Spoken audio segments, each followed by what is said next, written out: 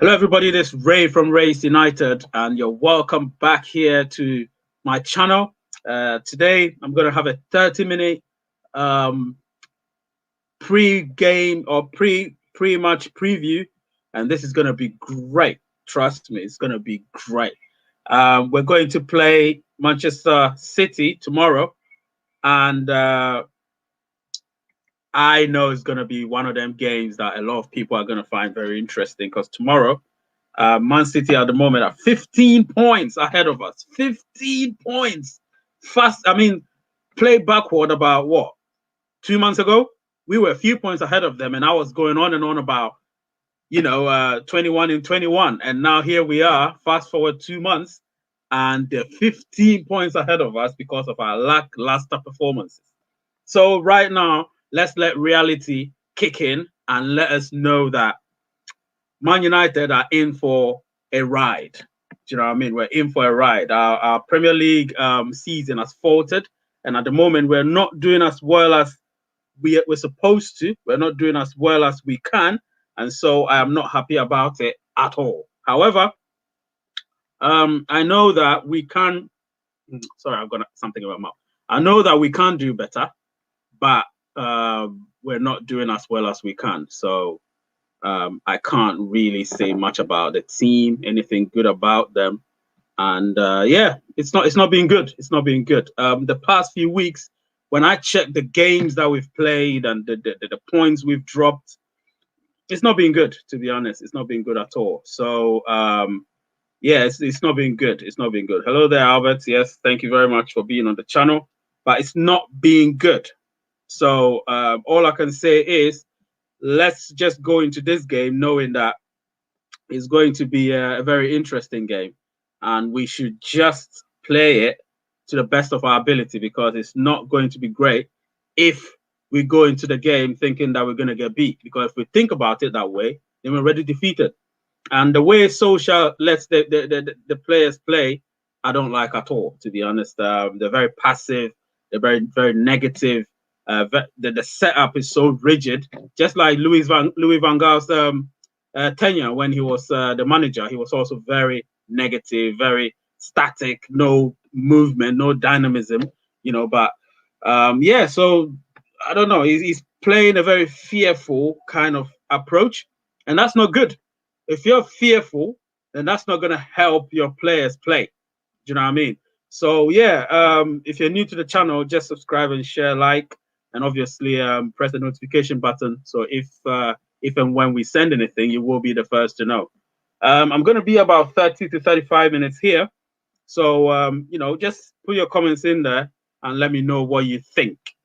Let me know what you think. Just give me a second. I'm about to do something very quickly, and then we will delve into what's important. We'll delve into what's important. So now let's continue. So yes, tomorrow's game is going to be Man United at the Etihad Stadium, Man City Stadium, in case you don't know. And I've got two things I want to talk about. Right now, we've got a few players injured, notably Paul Pogba and De Gea also. I'll talk about him later, but at the moment, I'll talk about Paul Pogba and then the effect he's had on the team, and obviously his absence has had on the team. Now, right now, he's not playing because he's injured. I think he's got a thigh injury. So, and thigh injuries usually take up to at least a month. So it means he's been out for about 2-3 weeks now. And you can see the results have been going down since he was injured. So that's a shame. And secondly, I look at the way we play, and it's not something I like watching, to be honest. If not for the fact that Manchester United has been my team for a long time, I as an opposition will not be able to watch. It's not good in the eye. It's very static. It's very ugly. It's very stinking. If it's what smell, it does smell badly. Manchester United are not playing well at all. So right now, I'll be talking about, obviously I'm talking about Paul Pogba at the moment. So I'll move on to De Gea very soon, and then I'll talk about the lineup predictions, and then I'll talk about the scoreline prediction as well. So for now, let's talk about Paul Pogba. So Paul Pogba initially, obviously, earlier on this season, people were talking about him not being able to influence the team and his agent being crap and his agent, influencing him in the club and all of that. Listen, whatever his agent does, that has nothing to do with me. All I think about is the scoreline that comes at the end of the day, the scoreline that comes at the end of the day. You understand? That's all I think about. I don't think about any other thing. And at the end of the day, the scoreline, if it's not good, I put it down to the players and the manager. But then again, the manager puts the players out there. So I put it down to the manager ultimately. And then, of course, if he puts good players out, then the lineup is good, formation is good, the players don't deliver, then, of course, you blame the players. But right now, the way they're playing, it's not the players. Because I know some of them have got the ability. But the manager hasn't got the balls, to grab his nutsack to get the team to play well. And that's the problem we have at the moment. Listen, I'm very passionate today because I'm pissed off. From where we were, 21 hashtag 21 in 21 to right now, hashtag hopefully we make top 4. That's not great. That's not great. You understand what I mean? And this has been happening over the past 2-3 weeks. It's not great at all. I don't like that. What I see, I hate. You understand? I hate what I see. So right now, I'm going to say that, look, the best thing for Man United to do is to ensure that they get some stability into the club. I'm not going to go even into the board anymore because that's a broken record. I don't want to talk about the board. You understand? I don't want to talk about the board. All I want to talk about right now are the players. And like I said, for Pogba, it's the player that once he was out of the team, look at what happened. Look at what happened. He's out of the team and now we're crap. You understand? We're crap. He gets the best out of most of the players. People say Bruno Fernandes. Yeah, of course. He came and he improved it. But Paul Pogba is a much skillful, much better ball handling player. You understand? He handles the ball much better than Bruno Fernandes does. Paul Pogba doesn't lose the ball more often. Bruno Fernandes loses the ball more often. It's understandable because he's the attacking midfielder. So most of the attacking midfielders have to play forward into the spaces where the strikers are, and strikers are mostly tackled by defenders. So obviously they wouldn't get the spaces usually, especially in the Premier League. You wouldn't get the spaces when you're playing against low block teams because low block teams wouldn't give you any space whatsoever to maneuver. So that's understandable. However, if you haven't got a link between your defensive midfielders and your attacking midfielders and the attackers, you have a problem. There's a big gap. So we have a big gap between our defensive midfielders and the attackers, which is Paul Pogba, because the other two, McTominay and Fred, they're not good ball handling midfielders. They're good grafters. They play the ball like your Fletchers and your Nicky Batts and so on and so forth. You understand? But me, all I know is I know my football. You understand? Just like Alves said, if you were a trainer, what would you change about the team? Well, the first thing I'll change is to make sure that the defenders are sorted out. You understand? Because right now the defense is shit. You understand what I'm saying? I hate the defense. We need to sort out the defense. And to do that, we need to ensure that we've got movement in the defense. The defenders can't play high up because they're slow. You understand what I'm saying? They're very slow. So if you're playing a team who play low block, low block means they're playing defensive and they keep their shape. What you need to do is to be on the front foot. And to do that, you need one defender who's a ball playing defender and the other one who can stay back. And then you need there's a central midfielder who would also help the defense, but another one who would help the attack.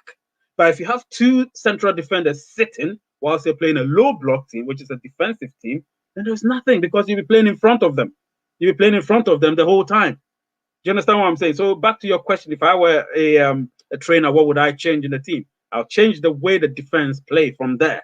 Because Manchester United's problem starts from the back to go forward. And then obviously the midfield is now a problem because Pogba is injured. He's not playing Van der Beek, which I think he should play against City. I'm going to give you my predicted lineup towards the end of this show. But right now, I think he should play Donny van der Beek because Donny van der Beek can handle the ball. He's from Ajax. Ajax, we know how they play. They keep the ball. They're good at playing the ball. They're good at handling the ball. So Donny van der Beek will play a much better role than, say, a McTominay. You understand? So he can play Donny van der Beek I'm playing not Fred, Matic. So I'm going to give you my lineups very soon. Let me take my pen. I'll be giving you my predicted lineups very soon. At the moment, I'm giving you a bit, but I'm going to give you all of my predicted lineups very soon. Then you'll know exactly what I mean. You know exactly what I mean. So just hang on a minute. I'm going to give you my predicted lineups. Yep, I've got a piece of paper. So goalkeeper is going to be Dean Henderson. Now don't ask me why. So Dean Henderson is going to be goalkeeper. I'll talk about that, why he's the goalkeeper. De Gea, we're going to talk about De Gea very soon. But right now, Dean Henderson is going to be the goalkeeper. Right back is Wan-Bissaka, AWB. Now, in central defense, first of all, I'm going to leave one gap there. I'm going to talk to you about that. But we all know Harry Maguire is the captain, so he's going to play. And then we have Luke Shaw. In central defense, we're going to have Matic, in my opinion. Now, if we have Matic handles the ball better. You know, he's got more experience, he's got brain, so he can play the ball, he can, whisk the ball from left to right, give it to Donny van der Beek. Donny van der Beek, that's his thing to Bruno Fernandes. Bruno Fernandes, that's his thing to Rashford or I don't know if Martial is going to play, but I prefer Martial playing. Martial and Daniel James, because Daniel James has got pace, which can hurt the defense of Manchester City. So Matic, Donny van der Beek, so van der Beek, VDB, and then on right we have Daniel James, and then we have Fernandes, and then we have Rashford, and then we have Martial. Now back to the defender. Now the defender that I'm talking about, that's gonna be in that position to pair up with what's his name? To pair up with Maguire is going to be Eric Bailly. Now, the reason why Eric Bailly is going to play tomorrow, in my opinion, is because Eric Bailly's got pace. He's very good in the air. He's very strong. And first and foremost, he's a ball-playing defender. You understand? He's very quick. So if you look at, say, their attackers, I think the pace they've got is Sterling. So Sterling has got pace, but he's always been handled by Aaron Wan-Bissaka anyway. However, if he goes past Aaron Wan-Bissaka, then you have another pacey central defender in Eric Bailly. You understand what I'm saying? But if you have Lindelof there and they go past him, Lindelof is not strong. He doesn't have pace, so we have a problem. Man City, they can carve you open. And to shut up shop, you need a defender like Eric Bailly. You understand what I'm saying? So Eric Bailly is the one that I prefer. So my formation is going to be a 4-2-3-1. That's my formation. And then, like I said, let me repeat. Dean Henderson. I'm going to explain why Dean Henderson is in goal. AWB, Aaron Wan-Bissaka, Eric Bailly, Harry Maguire, Luke Shaw. They're the defenders. And then we go to the attackers. The midfielders. We have Donny van der Beek, in my opinion. He's not going to play him, but in my opinion, he should play Donny van der Beek based on the explanation I've given you. And I think it's fair enough. If you don't think it's fair enough, you tell me. But I believe it's fair enough to play Donny van der Beek instead of Fred and McTominay. I don't like those ones because they're not creative enough and they can't handle the ball. They lose the ball. And if you lose the ball in positions like that, playing against Manchester City, who are 15 points ahead of you, you're in trouble. But then we can't go there to go and defend as well, because that's not going to help us. So we need to make sure we play the way I suppose we do. You understand? And then, obviously, so Van der Beek and Matic. Now, my reason of Matic is because Matic is very calm on the ball. He's able to defend well, and he passes better than the other two. We don't have any option. He's our only proper central defensive midfielder. And then we move to the right wing. So the right wing is going to be Daniel James, like I said. And then Daniel James, obviously he's got pace, so it's going to really bother, I think it's Cancelo, their left back. It's a right-footed left back. Cancelo is going to really be a problem for him. And then you have Bruno Fernandes playing as number 10, which is behind the striker.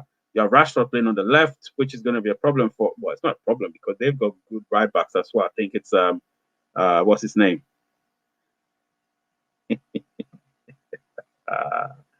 All City, huh? All City, my guy. Yeah, yeah, yeah. I've seen you. I've seen you, man. I remember you very well. I've seen you. Don't worry. I want to see you here when we're playing, because we'll be playing tomorrow, round about this time. I think it's 4:30 kickoff, and I'm gonna be here by 4:15 GMT. I think you're in the United States. That will probably, if you're in the East Coast, that's gonna be about 11:30. So you could be here, join me, so we can. And if you want, I can actually give you my I'll give you the link for this for tomorrow. I'll share with you. So you know what? Just go to the description after this and the comment section, and I'll share it with you there. Yeah, my man, travel, brew, wine, and dine. Remember, I told you about that holiday I'll be taking in the United States. Do you remember? Just don't forget. It's not all city though. It's not all city. Remember that. So as I was saying, Rashford plays on the left, and then up front. Now up front is where I've got the problem, because we need movement, but then you can't play. What's his name? You can't play number 9. I've forgotten his name anyway. You can't play him. Cavani. You can't play Cavani 2 games in a row. You need to give him a rest. So he will be on the bench, and Martial will play. And Martial has not been informed, so it's about time he start performing. So I would say the lineup again: Dean Henderson, Aaron Wan-Bissaka, Bailly, Maguire, Shaw as the defenders. We've got Van der Beek, Matic. We've got Daniel James, Fernandes, Rashford as the attacking 3, and then the striker in um, Anthony Martial. So back to the reason why Dean Henderson is the goalkeeper and not David De Gea. Now I heard that sometime midweek during the press conference of Ole Gunnar Solskjaer, and he said something about De Gea being unavailable for the next few weeks. And now we thought, well, is there an injury? But later on, I found out on Twitter that he's actually had his first child. Now, congratulations to David De Gea, DDG, our best goalkeeper since Van der Sar. And all respects to you. I know how it feels to have a child. And congratulations, and enjoy being a father for the next few weeks, because you're going to clean a lot of nappies. You're going to change nappies. You're going to, there's a lot to do. Trust me, David, there's a lot to do. So, yes, you've had a well-earned paternity leave, and enjoy it. Yeah. So this time is Dean Henderson's time to be in goal, and obviously enjoy his time, and ensure that, being a Mancunian, a Manchester lad, he would try his best to ensure he shut up shop and City don't score any goal against us. And I hope he does that, because he's very passionate about our club. He's an academy player. He loves the club, and he wants to do well for the club. So, hey, ain't a bad deputy for David De Gea. Ain't a bad one. It's a good one for me. So, yes, that's my predicted lineup. Now, I'll try and see what I think City are going to play. I typed it on my phone, so I'm going to retrieve it. Bear with me. I'm going to retrieve it. Typed it on my phone. So I was thinking, you know what? Let me try and get, let me try and get, let me try and get, yep. So I'll be doing my best to get the City lineup. So just bear with me a moment. Southampton are leading 2-0 against Sheffield United anyway. So they're a mid-table team. They're trying their best. They got spanked. They got annihilated by Manchester United 9-0 a few weeks ago. Oh, that was a good game. I loved it. But now we need to try and we can't destroy City, but we need to try and beat them. And that's going to be a big one. So, yes, I'm going to check the lineup. So please bear with me. I typed it on my phone. So, just bear with me for a moment, and let's see. Right. So, yep. Okay, so the possible lineups for Man City, which I put here, obviously. Now, this is also interesting. Man City, they're a very, very good team. Now, they play with sometimes a non-recognizable forward. So they interchange a lot. And now that De Bruyne has come into the picture, they can do that with absolute ease. Do you know what I mean? So I believe they're going to play Edison, obviously, in goal. They have Edison, their number one goalkeeper. In central defense, they're going to play John Stones and Ruben Diaz. That's who I believe they're going to play. They're the mainstay. Those two are just rock solid, man. You can't go past them. So, yes, they're very, very, very good. Left back, they're going to play Alexander Zinchenko. And then right back, they're going to play João Cancelo. They play a 4-3-3. So in midfield, they're going to have Bernardo Silva. Now, Bernardo Silva is an interesting one because sometimes he likes to play Phil Foden. But I think in this game, you need experience. So he will play Bernardo Silva instead of Phil Foden. And then he'll play Rodri as the sitting defensive midfielder. And then Ilkay Gundogan, who's been a revelation this season, to be honest. I watch City a lot, and they're so good. You know what I mean? I mean, they weren't that good before the Tottenham game. Then after they got beat 2-0, since then, they've won every game. Is it 13 or 14 on the row in the Premier League and 20 in all competitions? Wins, W's. That's sick. You know what I mean? Now, their front three is going to be Riyad Mahrez. Now, Riyad Mahrez is a very, very good inside forward. He plays inside, so it's like a right, left-footed inside forward on the right. And then you have Raheem Sterling playing on the left as an inside forward. And then you've got the dummy number 9, the fake 9, the pseudo number 9, which is Kevin De Bruyne. So Kevin De Bruyne will be playing as the false 9.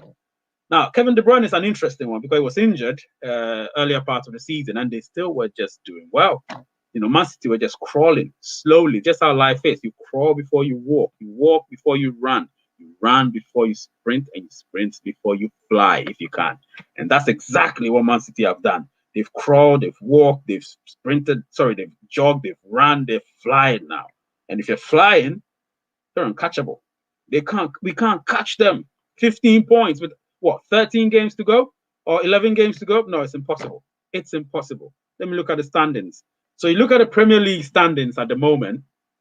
Man City have played 27 games. They've won 20, 14 of which have been in a row, and they've drawn 5. They've lost only 2. And that 2, the last one came against Tottenham sometime last year. I don't remember when. They've scored 56 goals and conceded only 17. They have 65 points. That's Man City for you. Now, second place, Manchester United, we've been faltering, dropping points. We're not losing, we're drawing. That's what's happening. We've drawn a lot of our games. We've had 9 draws. The most in the top 10. Actually, the top 14, we have the most draws. 9 draws. That's a lot. And yet we've lost only 4. So we've lost only 4. We've drawn 9. Some of them from winning positions, because our defenders can't defend set pieces. You understand? So we've got a problem, and we've won 14, so just about half of our games. We've lost 4, scored 53 goals. We were once the top scorers in the Premier League until last weekend, because we had a stalemate, and they went past us. And we conceded 32. So we've not been conceding goals lately, so we've been at the 32, and others have been catching up with the goals conceded. So I think that's okay now, but then we're not scoring either in the past few weeks. So that's the problem. The closest rivals we have at the moment are Leicester. They've won 15, one more than us, but they've drawn less and they've lost more. They've lost 7. And that is where their problem is. And then you've got the rest. Chelsea on 47, Everton on 46, West Ham on 45, Liverpool on 43, and then Tottenham on 42. So you can see there's not really a big gap between 2nd and 8th. It's only 9 points. So, you know, you lose a few games and you'll be leapfrogged. So, yes. So right now I'm looking at this whole thing, and it's very difficult to actually predict a scoreline being a Manchester United fan. So what do I have to do right now to even, I've been thinking about this a lot, but then again, history will tell you that Manchester City always go into this game being the team in form. We come into this game being the underdog. And in most cases, in recent years or recent seasons, we've won the game. So What I can tell you categorically here is that Manchester City on paper are supposed to beat us, probably annihilate us 3-0, 4-0, 5-1, whatever, because they're a much, much better team than we are at the moment. However, it's a Manchester derby. Remember that. It's a Manchester derby. So in a derby, form goes out of the window. Remember that. In a derby, form goes out of the window. So people can say what they want. Yeah, Manchester City, of course, they're better than us. I agree. I've said that right from the beginning of this show, and I'll say that at the end of the show, and I'll say that tomorrow while we're playing live. But what I need you to know is it's a derby, and I've been watching derbies for much too long to know that form goes out of the window. So if anyone tells me that Manchester City are going to beat Manchester United, I'll say, of course, they can't beat us. But you need to remember, we can beat them too. Last season, we did the double on them. The season before, we drew and we won. So they can't really beat us when we set our shape right now. Guardiola's now found a way to play against us because he knows that we can catch them on the counter attack. So now he's made sure his defenders, he doesn't play as openly as he used to play before. Now he's very rigid, he's very compact when he plays against us because he has to be. Otherwise, we would just break on them and score. That's what we did 2 seasons ago or 3 seasons ago when we won 2-1 at the Etihad. So he knows how dangerous we can be on the counter attack. So it's not going to just underestimate Manchester United. He won't. Fans would, is their prerogative, but as a manager, in the stature of Pep Guardiola, he will never underestimate Manchester United because he knows that we can beat them as much as they can beat us. So as a Man United fan, I'm not going to sit on the fence. I'll give you my prediction in the next few minutes or next few seconds. But before that, please subscribe to my channel and share and like this content because obviously it takes a lot of work to put into this in order to get this to you. So if you can do that for me, that will help me a lot. And I don't mind if you share it with your various family members and friends and everybody just to come and help me. I'm one of the few channels that's very unique. If you want me to tell you how my channel goes, the way that says it started as a Man United exclusive Man United channel, but then I realized I've got other things to give people. So even though the name is very football centric, it still has other contents that I do produce. And when you check me midweek between Monday to Thursday, you would see that I release at least one video that has nothing to do with football. And that will be something that will be interesting. If you're interested, you just go there and you just take a look. Do you know what I mean? And yeah, so that's that one. And mostly I do the weekend football. I don't do the weekdays because the weekdays I use it to do other content. So now let's talk about the prediction. If anybody's watching, give me your prediction before I continue. Just give me your prediction. And then if you give me your prediction, what you think, I'll argue that, and then we can talk. So what's your prediction? What's your prediction? Tell me in the comment section. What's your prediction? Tell me right now. I'm waiting. 1, 2, 3, 4. Count it to 10.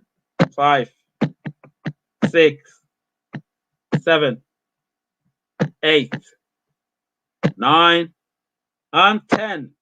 Nobody? No prediction? Okay, no prediction. All right. So I am predicting a 2-1 Manchester United shock. I called it. You can clip it. I called it a 2-1 Manchester United shock. We're gonna shock the entire world because they don't believe that Manchester United can win. So we're gonna shock the entire world by winning this game by the odd goal. It's gonna be 2-1. It's gonna be a 1-goal game. So we're gonna win it by 1-0.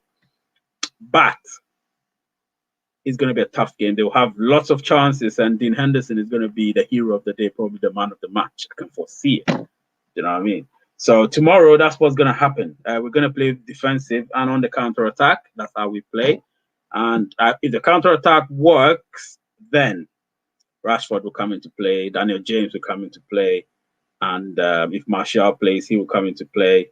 If he doesn't play, then obviously Cavani comes into play. And we will see how it goes, because this game is going to be very interesting. Manchester City are champions elect, remember that. So I don't see anybody leapfrogging them at the position they're in at the moment. They will have to drop 15 points and then draw one. Nah, they can't lose 5 out of what, 12, 11 games? Impossible. So that's not going to happen. So they're champions elect. They need to just win, I think, 7 games and they're champions. Simple. Win 7 games, they're champions. Or 6 games, and Manchester United drop points, they're champions. So it's straightforward for them. You understand? They have to just take each game as it comes, and we're one of them. We're one of their games. They'll be trying to win it to extend the gap. If they win tomorrow, it goes to 4 games. They win 4 games, they're champions. So that's how it is. You know what I mean? That's how it is. And I would like to end the stream here. I told you it's going to be 30 minutes. So yes, 30 minutes it is. And I've enjoyed each and every one of you that's watched it, each and every one that's commented. And please join me tomorrow for the watch along. It's going to be at 4:15 GMT. So you can join it. The channel is Race United. And I hope you enjoyed today, and you enjoy every subsequent video that's going to come. Take care and peace.